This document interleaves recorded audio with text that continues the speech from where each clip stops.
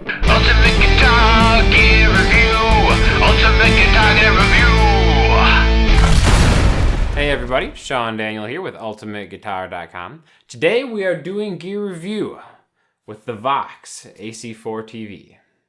With home studios becoming more and more popular, the good chaps at Vox wanted to make an amp that would be good for both practice and recording, but still be small enough where it would be conceivable to fit in a house. It's an all-tube powered amp. It has an EL84 power tube and a 12AX7 powered preamp, all driving a custom-made Celestion 10-inch speaker. It's light on controls where you can switch from volume, tone, and the amp attenuator, where you can go from a quarter watt, a full watt, or 4 watts. It also has an output on the back that you can actually plug into an extended cab. If you're not that familiar with tube amps, they really give you the best overall tone of any amp out there you can get. Now, the disadvantage to tube amps is you have to have it pretty loud for them to sound their best. So the louder the better, because what's happening is the tubes inside the amp are being saturated, and that's what gives you that really warm tone. So it really is kind of a hindrance if you live in an apartment or share a house with somebody, because if you have a Marshall half stack, you're not going to be able to get the best sound out of it. That's why Vox made this nice little amp that's just a few watts, and it has a built-in attenuator, so you can choose what kind of loudness you want and still get that good saturation. Right now, we're going to listen to it on the half watt setting. So this is pretty quiet, but you can still drive the tubes and get a good distortion, or back off on the volume and get a nice clean tone.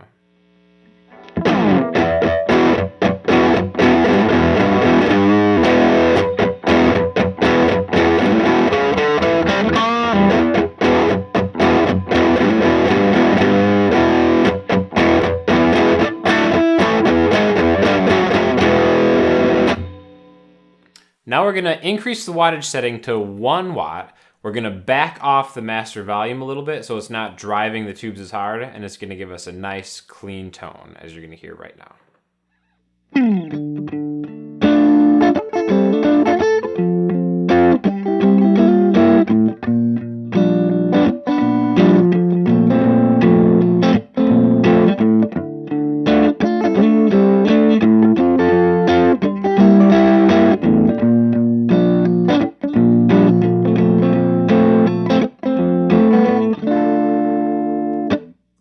Finally, we're going to make our way to the 4 watt setting, and we're going to drive the tubes as hard as we possibly can.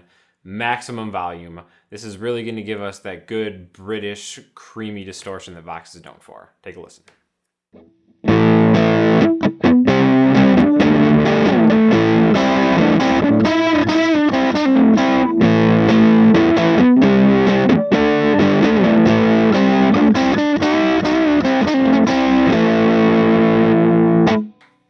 Now that you've heard what it can do, we're going to break the amp down based on the criteria that we usually use.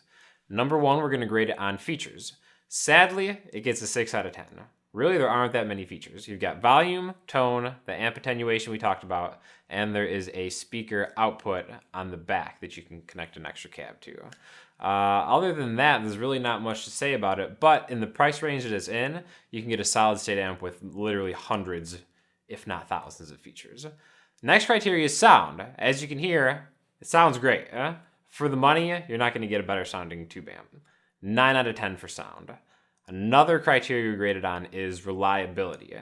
If anything, that's another place where this amp really shines. Vox is tried and true. They've been doing it for decades, and this is no exception.